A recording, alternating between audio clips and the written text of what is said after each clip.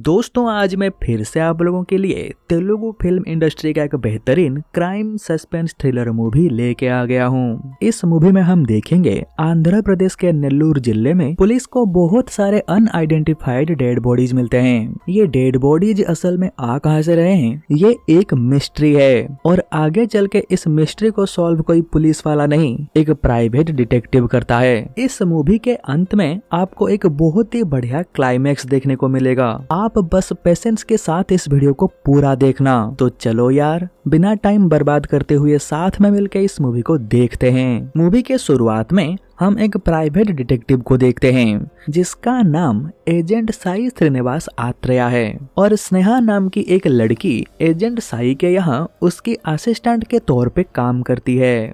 Agent Sai बहुत ही खुश मिजाज का बंदा होता है। फिलहाल उसके पास कोई भी केस नहीं है, वो ऐसे ही फालतू में ऑफिस में बैठा रहता है। वो हमेशा स्नेहा से ये कहता रहता है, देखना एक दिन हमें एक बड़ा केस मिलेगा जिसे सॉल्व करने में बहुत मजा आएगा।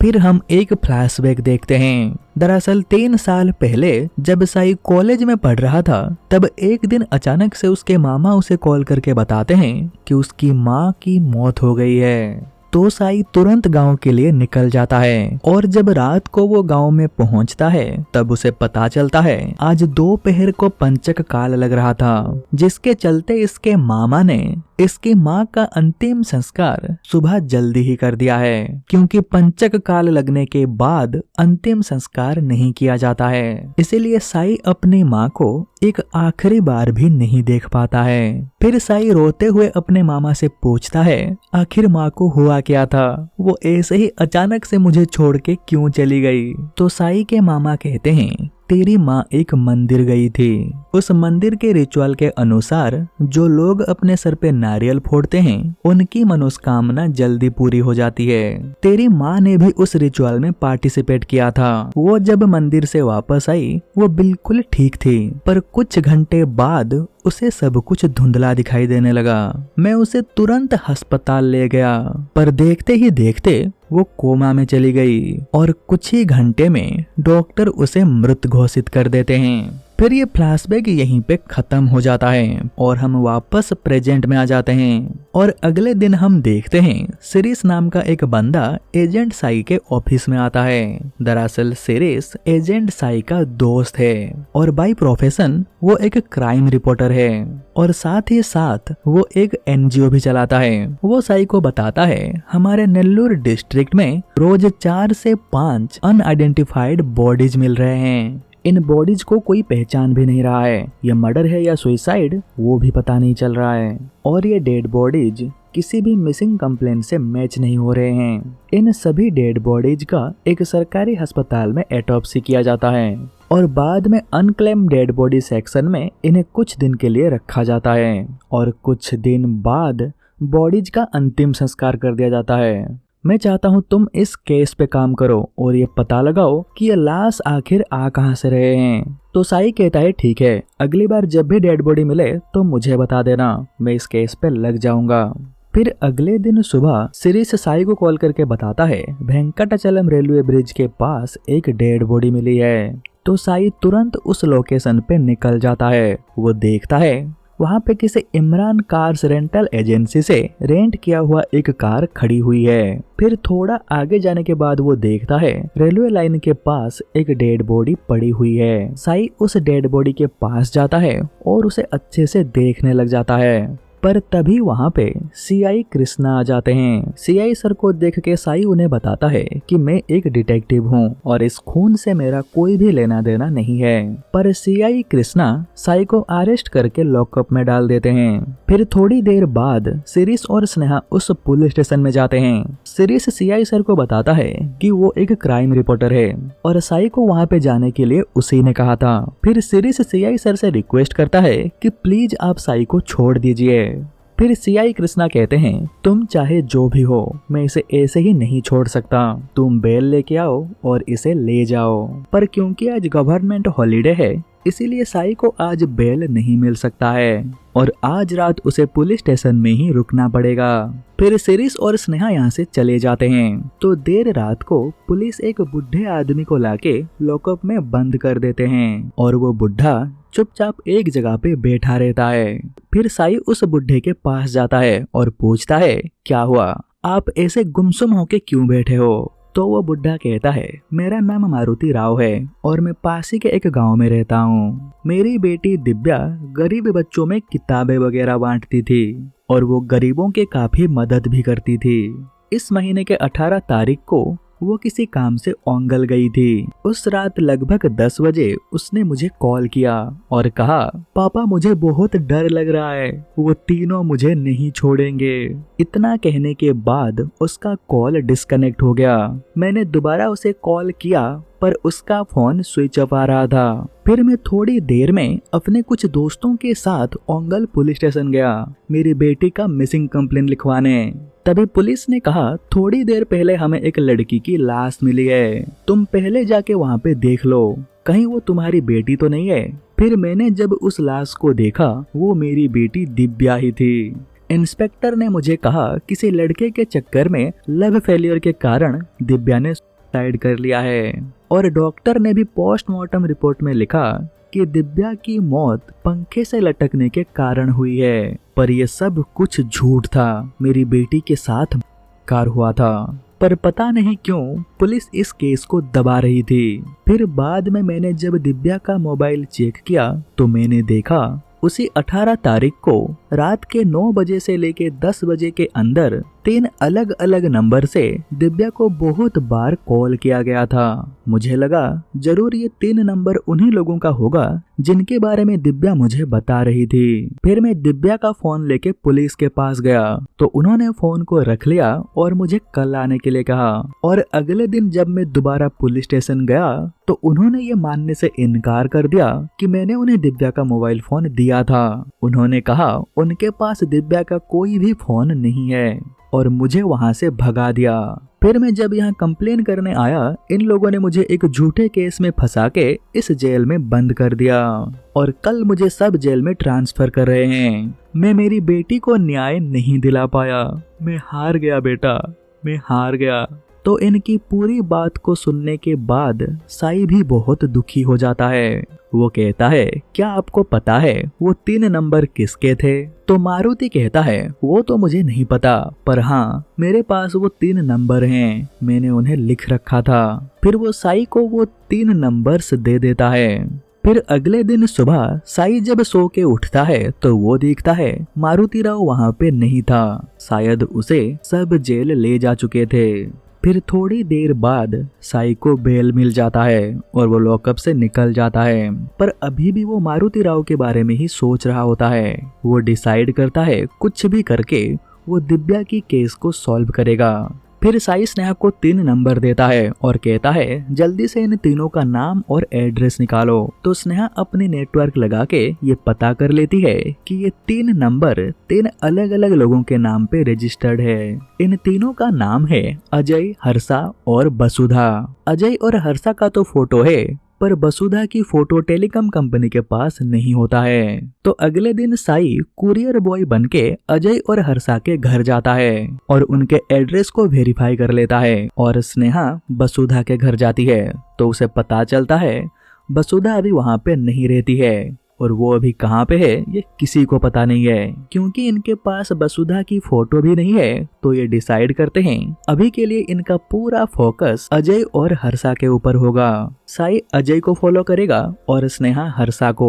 तो अगले दिन ये दोनों अपने अपने काम पे लग जाते हैं। साई देखता है अजय एक इमरान रेंटल कार एजेंसी में जाता है। दोस्तों आपको याद होगा साई जब उस रेलवे ट्रैक वाले लाश को देखने जा रहा था वहाँ पे भी इसी इमरान रेंटल एजेंसी का एक कार पहले से ही खड़ी थी। फिर अजय इमरान एजेंसी से निकल के सीधा सरकारी अस्पताल के मॉर्चुरी सेक्शन में जाता है और वहाँ पे एक स्टाफ से कुछ बात करने के बाद वो वहाँ से चला जाता है। दूसरी तरफ हर्षा वापस से उसी एरिया में जाता है जहाँ से वो लाश मिला था और वो वहाँ पे कुछ ढूंढने लगता है और थोड़ी देर बाद वो वहाँ से चला जाता है। फिर हम देखते हैं हर्षा सुपरमार्केट में किसी बंदे से मिलता है। फिर वो बंदा हर्षा को एक फाइल देता है और दिन भर ऐसे ही कुछ और लोगों से मिलने के बाद रात को हर्षा और अजय दोनों एक ढाबे में मिलते हैं और उन्हें फॉलो करते हुए एजेंट साई और स्नेहा भी वहाँ पे पहुँच जाते हैं। फिर थोड़ी देर बाद अजय और हर्षा यहाँ से चले जाते हैं, पर इस बार साई उन्हें फॉलो नहीं करता है। वो स्नेहा को कहता है अभी इन्हें जाने दो, हम कल इन्हें फिर से फॉलो करेंगे। फिर साई और स्नेहा ढाबे से जब घर वापस आ रहे होते हैं तभी साई को एक कॉल आता है। फिर साई एक जगह पे रुक के फोन पे बात करने लगता है, पर तभी उसकी नजर रोड के दूसरी तरफ खड़ी एक लड़की के ऊपर पड़ता है। ये लड़की कोई और नहीं, मारुति राव की बेटी दिव्या थी। मारुति ने एजेंट साई को इसी की फोटो दिखाया था। फिर साई उस लड़की के पास जाता है और कहता है दिव्या तुम जिंदा हो। पर साई को इस तरीके से बिहेव करते हुए देख वो लड़की कहती है कौन दिव्या, मेरा नाम दिव्या नहीं है, और आप कौन हैं? तो साई कहता है तुम्हारे पापा मारुति राव ने मुझे तुम्हारे बारे में बताया था। पर तभी इस लड़की के पापा यहाँ पे आ जाते हैं, पर ये मारुति राव नहीं कोई और ही था। साई ये देख के शॉक हो जाता है। वो समझ नहीं पाता है कि आखिर यहाँ पे चल क्या रहा है। फिर साई ये डिसाइड करता है वो सबसे पहले सब जेल में जाके मारुति राव से मिलेगा और अभी जो कुछ भी हुआ इस सब के बारे में वो उसे बताएगा। तो साई और स्नेहा यहाँ से सीधा सब जेल पहुँच जाते हैं और कहते हैं उन्हें मारुति राव से मिलना है। पर यहाँ पे उन्हें ये पता चलता है इस सब जेल में मारुति राव नाम का कोई भी नहीं है। फिर वो स्नेहा के साथ वापस उसी पुलिस स्टेशन में जाता है जहाँ पे वो मारुति राव से मिला था। फिर वो सीआई से मारुति राव के बारे में पूछता है तो सीआई समझ नहीं पाते हैं कि वो किसकी बात कर रहा है। तो साई कहता है सर मैं उस बुढ़े आदमी के बारे में पूछ रहा हूँ जिसे आपने उस रात लॉकअप में डाला था। तो एक कांस्टेबल कहता है अरे उसका नाम मारुति राव नहीं गोपालन है, वो एक नंबर का नशेड़ी है और उस रात नशे में वो सड़क पे पड़ा हुआ था, इसीलिए उसे उठा के हमने लॉकअप में डाल दिया था और सुबह उठ के वो वापस घर चला गया। तो साई पुलिस से गोपालम का एड्रेस मांगता है, पर वो साई को एड्रेस नहीं देते हैं। फिर मजबूरन साई को यहाँ से जाना पड़ता है। फिर ये दोनों घर जाते वक्त खाना खाने के लिए एक ढाबे में रुकते हैं। यहाँ पे टीवी में न्यूज चल रहा होता है। तभी साई न्यूज में देखता है आज दिन भर वो जिस अजय का पीछा कर रहा था किसी ने बड़ी बेरहमी से उसका मर्डर कर दिया है। ये न्यूज देख के साई शॉक हो जाता है और तभी सब इंस्पेक्टर बाम से यहाँ पे आ जाते हैं और साई को अरेस्ट करके अपने साथ ले जाते हैं। फिर अगले दिन साई स्नेहा और सिरिस से कहता है तुम दोनों सबसे पहले जाके देखो हर्षा कहाँ है। फिर स्नेहा और सिरिस जब हर्षा के घर जाते हैं तो उन्हें पता चलता है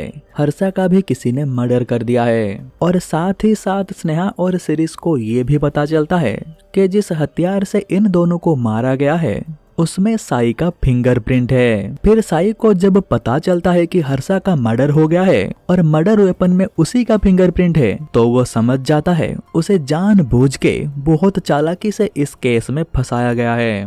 फिर साई स्नेहा को कहता है पहले तुम ये सोचो हम दोनों इन दोनों को फॉलो क्यों कर रहे थे, क्योंकि हमें दिव्या की केस को सॉल्व करना था और ये सब शुरू कैसे होता है जब मैं मारुति राव से मिलता हूँ। अगर वो उस रात वहाँ पे नहीं आता तो मेरे पास ये केस भी नहीं आता, पर कोई तो चाहता था कि मैं इस केस को लूं और अजय और हर्षा को फॉलो करूं ताकि आगे चल के वो इन दोनों के खून के इल्जाम में मुझे अरेस्ट करवा सके। मतलब उस रात जो कुछ भी हुआ वो किसी का बना बनाया प्लान था और मैं उसमें फंस गया। और हाँ, मर्डर वेपन भी नारियल काटने वाला कोयता ही होगा। तो स्नेहा कहती है हाँ मर्डर वेपन एक कोयता ही है, पर आपको ये कैसे पता चला, हमने तो आपको अभी तक बताया ही नहीं। तो साई कहता है मैं जब अजय को फॉलो कर रहा था तब एक ठेले से वो कोयता नीचे गिर गया था तो मैंने उसे उठा के ऊपर रख दिया और इसी तरीके से मेरा फिंगरप्रिंट उस मर्डर वेपन पे आ गया। फिर साई इन दोनों से पूछता है अजय का मर्डर कल कितने बजे हुआ, तो सिरिस कहता है रात के 9 बजे। ये सुनते ही साई खुश हो जाता है क्योंकि कल रात 9 बजे तो ये दोनों सब जेल में थे। फिर सीरीज सब जेल की सीसीटीवी फुटेज को आधार बना के कोर्ट में बेल के लिए अप्लाई करता है और साई को 7 दिन का इंटरिम बेल मिल जाता है। फिर सबसे पहले ये दोनों इमरान कार्स में जाते हैं और अजय की फोटो दिखा के पूछते हैं कि कल ये बंदा यहाँ पे क्यों आया था। तो वहाँ पे काम करने वाला बंदा कहता है 3 दिन पहले इन्होंने वेंकटाचलम के लिए हमारी कार बुक की थी। कल वो यहाँ पे दोबारा आए थे क्योंकि उनका कुछ सामान गाड़ी में ही छूट गया था, वो बस उसे लेने आए थे। फिर ये पता करने के बाद साई और स्नेहा यहाँ से सीधा सरकारी अस्पताल के मॉर्चुरी सेक्शन में जाते हैं और वहाँ पे पूछताछ करने पर उन्हें पता चलता है दरअसल अजय को उन लावारिस लाशों का पोस्टमार्टम रिपोर्ट चाहिए था, पर यहाँ पे काम करने वाला बंदा उसे वो देने के लिए मना कर देता है। वो बंदा साई को बताता है इस अस्पताल में लावारिस लाशों का ठीक से पोस्टमार्टम भी नहीं होता है, रिपोर्ट में कुछ भी लिख दिया जाता है। फिर साई और स्नेहा उस बंदे से मिलने जाते हैं जिसके साथ उस दिन हर्षा क्राइम स्पॉट के पास कुछ ढूंढ रहा था। फिर वो बंदा बताता है दरअसल हर्षा की बाइक की चाबी कहीं खो गई थी, वो बस उसे ढूंढ रहा था। फिर रात को स्नेहा अजय की पत्नी से मिलने जाती है और वो उनसे कहती है देखिए अगर आपके पास कुछ भी ऐसा है जो हमें इस केस को सॉल्व करने में मदद करे तो प्लीज हमें बताइए, हम अजय की खूनी को ऐसे ही छोड़ नहीं सकते। तो अजय की पत्नी स्नेहा को एक फाइल देती है। फिर ये जब उस फाइल को ओपन करते हैं उस फाइल में बहुत सारे लावारिस लाशों के फोटोज होते हैं और इस फाइल में उस वेंकटाचलम ब्रिज के पास जो डेड बॉडी मिला था उसका भी फोटो है। इस फाइल को देख के तो ऐसा लगता है जैसे अजय उन लावारिस लाशों के ऊपर रिसर्च कर रहा था। फिर ये दोनों यहाँ से सीधा हर्षा के घर जाते हैं और चुपके से पीछे के दरवाजे से उसके घर के अंदर घुस जाते हैं। दरअसल अभी इस घर में कोई नहीं है, सब लोग बाहर गए हुए हैं। फिर ये दोनों पूरे घर की अच्छे से तलाशी लेते हैं तो स्नेहा को वो फाइल मिल जाती है जिसे उस सुपरमार्केट में एक बंदे ने हर्षा को दिया था। फिर ये जब उसे ओपन करके देखते हैं फाइल के अंदर साई के ही डिटेल्स होते हैं। फिर ये दोनों सब इंस्पेक्टर बामसी की मदद लेते हैं और आज दिन भर उन्हें क्या क्या पता चला वो सब इंस्पेक्टर बामसी के साथ शेयर करते हैं। और क्योंकि साई इंटरिम बेल पे बाहर है उसे रोज पुलिस स्टेशन आके साइन करना पड़ता है। आज दिन भर वो बिजी होने के कारण साइन नहीं किया होता है तो साई साइन करने के लिए पुलिस स्टेशन जाता है। तभी पुलिस स्टेशन के बाहर स्नेहा एक बाइक देखती है और उस दिन सुपरमार्केट में जिस बंदे ने हर्षा को वो फाइल दिया था वो भी बिल्कुल इसी तरीके का बाइक यूज करता है। फिर स्नेहा जब ये बात सब इंस्पेक्टर बामसी को बताती है तो वो कहते हैं अरे ये तो पुलिस बाइक है, अभी ऐसी बाइक्स को सिर्फ कांस्टेबल चलाते हैं। फिर इस शहर में जितने भी कांस्टेबल पोस्टेड हैं बामसे सर उन सब की लिस्ट बना के स्नेहा को दिखाते हैं। फिर स्नेहा इनमें से उस बंदे को पहचान लेती है जो सुपरमार्केट में हर्षा से मिला था। फिर सब इंस्पेक्टर बामसी सर उस कांस्टेबल को पुलिस स्टेशन में बुलाते हैं तो वो बताता है जिस दिन साई वेंकटाचलम ब्रिज के पास उस डेड बॉडी को देखने गया था उस दिन उसे ये करते हुए अजय और हर्षा ने भी देखा था क्योंकि वो दोनों भी वहीं पे थे। फिर उन्होंने मुझसे साई का डिटेल्स मंगवाया तो मैंने उन्हें वो दे दिया। दरअसल वो चाहते थे साई उन लावारिस लाशों के बारे में पता लगाए। फिर साई कहता है मुझे लगता है इन डेड बॉडीज में ही कोई राज छुपा है, अगर हम वो पता लगाने में कामयाब हो जाएंगे तो हमें ये पता चल जाएगा कि आखिरकार अजय और हर्षा को किसने और क्यों मारा। सर आप एक काम कीजिए, अपनी पावर को यूज करके एक अनआइडेंटिफाइड बॉडी का अच्छे से पोस्टमार्टम करवाइए, फिर देखते हैं रिपोर्ट में क्या निकलता है। फिर हम देखते हैं एक बुजुर्ग आदमी रोते हुए पुलिस स्टेशन में आता है और कहता है उसकी बेटी 3 दिन से मिसिंग है। वो पहले भी एक पुलिस स्टेशन में कंप्लेन लिखवाने गया था पर वहाँ पे किसी ने भी इसका कंप्लेन नहीं लिखा, इसीलिए आज वो यहाँ पे आया है। तो सब इंस्पेक्टर बामसी उस बुजुर्ग आदमी से उसकी बेटी का नाम पूछा तो पता चला उसकी बेटी का नाम वसुधा है। फिर सब इंस्पेक्टर बामसी कहते हैं क्या आपके पास वसुधा की कोई फोटो है या फिर कोई पहचान है जिसे हम उसे पहचान सकें। तो बुजुर्ग आदमी कहता है मेरे पास उसकी फोटो नहीं है पर हाँ उसके बाएं हाथ में उसकी माँ की चेहरे का टाटू बना हुआ है। दूसरी तरफ वसुधा नाम सुनते ही साई ये समझ जाता है अजय और हर्षा के बाद अब वसुधा की जान को खतरा है। फिर थोड़ी देर में सुबह हो जाती है और पुलिस को पता चलता है कि पास ही में एक लड़की की डेड बॉडी मिली है। फिर ये सब उस जगह के लिए निकल जाते हैं। वहाँ पहुँच के उन्हें पता चलता है लड़की के सर को बुरी तरीके से कुचला गया है। पर वो बुजुर्ग आदमी जब उस लाश के बाएं हाथ को देखता है उसमें उसकी पत्नी की टाटू बनी हुई थी। ये देख के वो बुजुर्ग आदमी फूट फूट के रोने लगता है क्योंकि ये लाश उसकी बेटी वसुधा की थी। इसका मतलब जो 3 जन का नंबर साई के पास था वो सब मारे जा चुके हैं। फिर साई सब इंस्पेक्टर बामसी से कहता है, सर मैंने आपको एक अनआइडेंटिफाइड बॉडी का अच्छे से पोस्टमार्टम करवाने के लिए कहा था, उसका क्या हुआ? फिर बामसे जिस डॉक्टर को अच्छे से पोस्टमार्टम करने के लिए कहा था वो उन्हें कॉल करते हैं तो वो बताता है आपने जिस अनआइडेंटिफाइड बॉडी को पोस्टमार्टम करने के लिए भेजा था वो ना एक मर्डर है और ना ही सुइसाइड, वो तो एक नेचुरल डेथ है। उसकी मौत लिवर फेलियर के कारण हुआ है। फिर बामसी उस डॉक्टर से पूछते हैं क्या उसके बारे में कुछ पता चला कि वो कौन है? तो डॉक्टर कहते हैं मैं इसकी हेयर सैंपल और फिंगरप्रिंट को डाटाबेस में चेक करवाने के लिए भेज दिया हूँ, अगर इसके कोई भी क्राइम रिकॉर्ड होगा तो पता चल जाएगा। फिर साई बॉबी नाम के एक बंदे को पकड़ लेते हैं जो कि छुप छुप के इनका पीछा कर रहा था।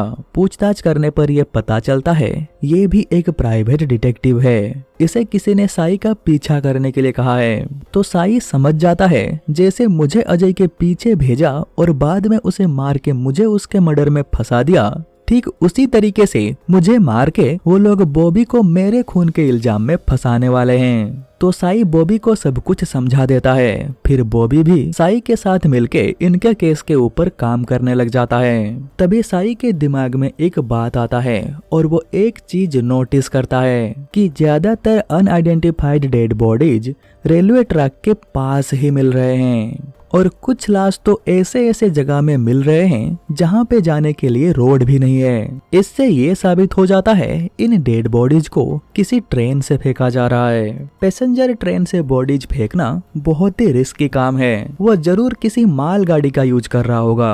फिर साई जब यहाँ की रेलवे मैप को ध्यान से देखता है तो उसकी दिमाग की बत्ती जलती है। वो कहता है ये डेड बॉडीज तमिलनाडु से आंध्र प्रदेश आ रहे हैं। पास ही में ताड़ा रेलवे स्टेशन है जो कि आंध्र प्रदेश और तमिलनाडु के बॉर्डर में है और आजकल अनआइडेंटिफाइड बॉडीज टाड़ा के आगे आंध्र प्रदेश के कहीं भी रेलवे ट्रैक पे मिल रहे हैं। तो साई सब इंस्पेक्टर बामसी से कहता है आप थोड़ा पता लगाइए क्या तमिलनाडु में ताड़ा स्टेशन के उस पार भी रेलवे ट्रैक पे डेड बॉडीज मिल रहे हैं। तो बामसी पता लगाते हैं तो हमें पता चलता है वहाँ पे रेलवे ट्रैक पे कोई भी अनआइडेंटिफाइड डेड बॉडीज का चक्कर नहीं है, बॉडी सिर्फ बॉर्डर के इस पार ही मिल रहे हैं। तो साई बॉबी को कहता है पता करो क्या देर रात को कोई मालगाड़ी इसी रूट से जाती है। तो बॉबी पता करके बताता है हफ्ते में एक दिन इस रूट पे एक मालगाड़ी जाती है। वो आरंबकम में एक सुपर फास्ट ट्रेन को पास देने के लिए 30 मिनट तक रुकती है।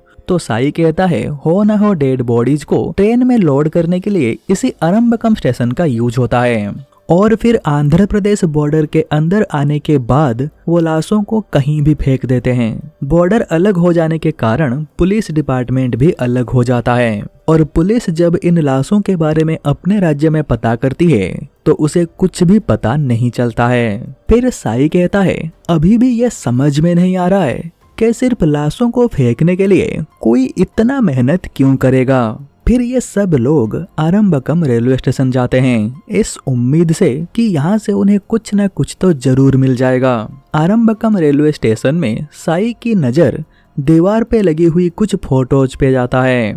इन फोटोज में कोई और नहीं गोपालन होता है। साई जब इन फोटोज के बारे में पूछता है तो पता चलता है 3-4 साल पहले यहाँ पे एक नाटक किया गया था और ये उसी नाटक के कुछ सीन्स के फोटोज हैं और गोपालन एक नाट्य कलाकार है और यहाँ से साई को गोपालन का पता मिल जाता है। फिर ये लोग जब गोपालन के गांव जाते हैं तो देखते हैं गोपालन फुल नशे में होता है।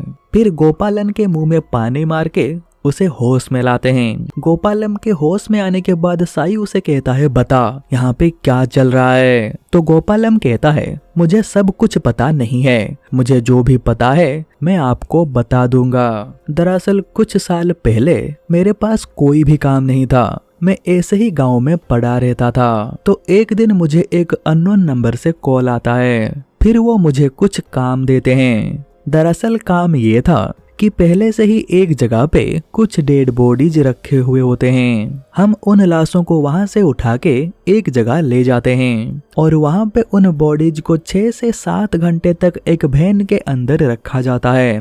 फिर वो बॉडीज हमें वापस दे देते हैं और फिर हम उन लाशों को ट्रेन में लोड करके आंध्र प्रदेश के बॉर्डर में घुस जाते हैं और जहां मन करता है वहां उन लाशों को फेंक देते हैं। फिर साई कहता है, ये लाश आ कहां से रहे थे? तो गोपालम कहता है, हम किसी को मारते नहीं थे, इन सब की मौत नेचुरल है। दरअसल हिंदू धर्म में कई सारे लोग ये मानते हैं, गंगा किनारे काशी घाट में अगर अंतिम संस्कार किया जाएगा तो आत्मा को मोक्ष प्राप्त होगा। ऐसे बहुत लोग अपने प्रियजनों के लाशों को वहां पे जलाना चाहते हैं, पर उनके पास उतने पैसे नहीं होते हैं कि वो वहां जाके ये कर सकें। तो हम उन्हें कहते हैं, तुम बॉडीज हमें दे दो, हम इसे काशी घाट ले जाएंगे और अच्छे से अंतिम संस्कार करेंगे। तो लोग हम पर भरोसा करके लाशों को दे देते हैं और हमें कुछ पैसे भी देते हैं और फिर हम लाश के शरीर में जो कुछ भी कीमती सामान होता है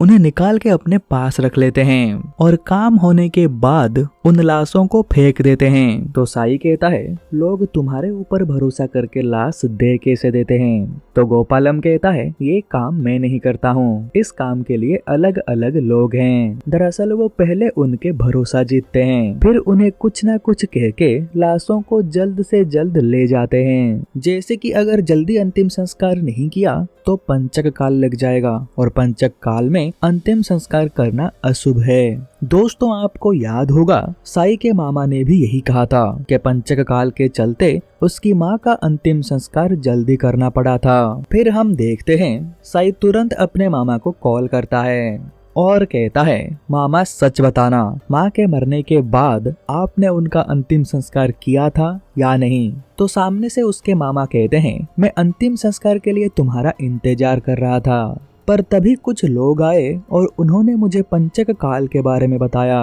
और उन्होंने मुझे कहा वो तुम्हारी माँ का अंतिम संस्कार काशी घाट में कर देंगे और इसीलिए मैं उनकी बात पे राजी हो गया। अपने मामा से ये सुनने के बाद साई अंदर से टूट जाता है। मतलब उसकी माँ की बॉडी को भी इन लोगों ने इसी तरीके से किसी रेलवे ट्रैक पे फेंक दिया होगा। फिर स्नेहा और बाकी सब लोग साई को समझाते हैं और तभी वही पोस्टमार्टम वाला डॉक्टर बामसे सर को कॉल करके बताता है, हमने जब डाटाबेस में चेक किया तो पता चला 5 दिन पहले हुए एक मर्डर केस में इस मरे हुए आदमी का हाथ है, क्योंकि इसके फिंगरप्रिंट क्राइम स्पॉट पे मिले हैं।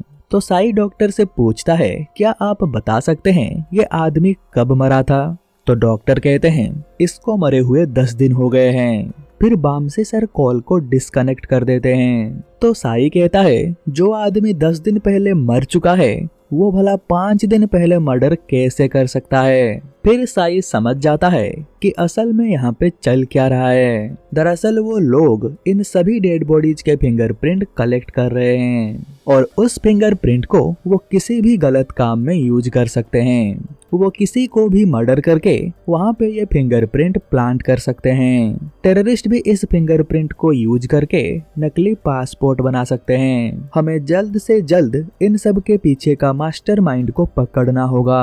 फिर साई कहता है, इन सभी बॉडीज को रेलवे ट्रैक पे फेंकने का एक अलग कारण भी है। दरअसल रेलवे डिपार्टमेंट के नियम के अनुसार अनआइडेंटिफाइड डेड बॉडीज का 3 से 4 दिन के अंदर क्रिमेशन होना जरूरी है और वो इसी बात का फायदा उठा रहे हैं। फिर साई कहता है, सर आप एक काम कीजिए, आप अजय और हर्षा के कॉलेज जाइए और उन दोनों के बारे में पता लगाइए कि वो कैसे थे। उनसे रिलेटेड छोटी से छोटी जानकारी भी हमारे लिए बहुत फायदेमंद साबित हो सकता है। फिर अगले दिन स्नेहा और वामसी सर अजय और हर्षा के कॉलेज जाते हैं, तो यहाँ से उन्हें ये पता चलता है कि वो दोनों क्रिमिनोलॉजी के स्टूडेंट्स थे और वो जब फाइनल ईयर में थे प्रोजेक्ट के लिए रिलीजियस क्राइम इन इंडिया के टॉपिक के ऊपर रिसर्च कर रहे थे। इस प्रोजेक्ट में इनके टीम में एक लड़की भी थी और ये लड़की कोई और नहीं वसुधा थी। मतलब ये तीनों एक दूसरे को कॉलेज के टाइम से जानते थे। फिर वामसी सर उनके कॉलेज प्रोजेक्ट के फाइल को अपने साथ लेके साई के ऑफिस आ जाते हैं। फिर साई जब उस कॉलेज फाइल को ओपन करता है, वहाँ पे उसे वसुधा की फोटो दिखती है। इस फोटो में वसुधा के बाएं हाथ में कोई भी टाटू नहीं है, जबकि वसुधा के पापा ने उस दिन पुलिस स्टेशन में कहा था वसुधा के हाथ में वो टाटू उसके बचपन में बनाया गया था। इसका मतलब वो झूठ बोल रहे थे, वो लाश वसुधा की नहीं किसी और की थी। मतलब वसुधा अभी भी जिंदा है और इस पूरे कांड का मास्टरमाइंड वसुधा ही है। दरअसल वो वसुधा ही थी जिसने गोपालम को पुलिस स्टेशन भेजा था और उसी ने जानबूझ के अपना वो वाला नंबर दिया था जिसमें उसकी फोटो आईडी ना हो। फिर साई कहता है जो लोग ऐसे गलत तरीके से पैसे कमाते हैं वो लोग दान पुण्य बहुत करते हैं या फिर खुद का एक एनजीओ बना लेते हैं और समाज के सामने खुद की अच्छी इमेज को चमकाते रहते हैं। दरअसल इनके इस एरिया में जो एकमात्र एनजीओ है ये लोग उसके ऑफिस में जाते हैं। साई को लगता है ये एनजीओ वसुधा की ही है क्योंकि इस एनजीओ को बने हुए कुछ ही साल हुए हैं। फिर ये लोग जब वहाँ पे पहुँचते हैं तो देखते हैं वहाँ पे कोई नहीं होता है। वो लोग यहाँ से जाने से पहले सबूतों को जलाने की कोशिश किए हैं। आज कुछ घंटे पहले बारिश भी हुई थी। अगर ये आग बारिश आने से पहले जलाया गया होता तो ये अब तक बुझ चुका होता, पर ये अभी भी जल रहा है। मतलब ये आग बारिश बंद होने के बाद जलाया गया है। और यहाँ पे कीचड़ में जूतों का निशान भी है, पर यहाँ पे गाड़ी के टायर्स के कोई भी निशान नहीं है। इसका मतलब ये लोग यहाँ से गाड़ी से नहीं गए हैं। दरअसल दोस्तों यही पास ही में एक रेलवे स्टेशन है और कुछ घंटे पहले यहाँ से एक ट्रेन गई है जो कि यहाँ से सीधा राजस्थान जाएगी। वसुधा जरूर उसी ट्रेन में गई होगी। दरअसल राजस्थान में अभी करनी माता की महोत्सव होने वाला है। ये लोग जरूर वहाँ पे जाएंगे और भोले भाले लोगों को अपने जाल में फंसा के वापस से वहाँ पे अपना काम शुरू कर देंगे। हमें जल्द से जल्द उन्हें पकड़ना होगा। फिर sub inspector Vamsi Rajasthan police की मदद लेते हैं और वसुधा को पकड़ने में कामयाब हो जाते हैं और ये मूवी यहीं पे खत्म हो जाता है। दोस्तों मैं आपको बता दूं ये मूवी अगर आप देखना चाहो तो YouTube पे देख सकते हो, हिंदी डबिंग के साथ अवेलेबल है। उम्मीद करता हूँ कि आपको ये वीडियो अच्छा लगा होगा। अगर आपको ये वीडियो अच्छा लगा है तो इस वीडियो को लाइक कर देना और हाँ कमेंट करके भी बताना कि आपको ये वीडियो कैसा लगा। और अगर आप आगे भी ऐसी वीडियो और देखना चाहते हो तो हमारे इस चैनल को सब्सक्राइब कर देना और सब्सक्राइब करने के बाद बेल आइकन को दबा के नोटिफिकेशन को ऑल पे रखना ताकि जब मैं नेक्स्ट वीडियो अपलोड करूंगा आपके पास उसका नोटिफिकेशन आ जाएगा और आप मेरा एक भी वीडियो मिस नहीं करोगे। तो चलो यार आज के इस वीडियो में बस इतना ही, फिर मिलते हैं कोई दूसरी वीडियो के साथ। तब तक के लिए बाय बाय।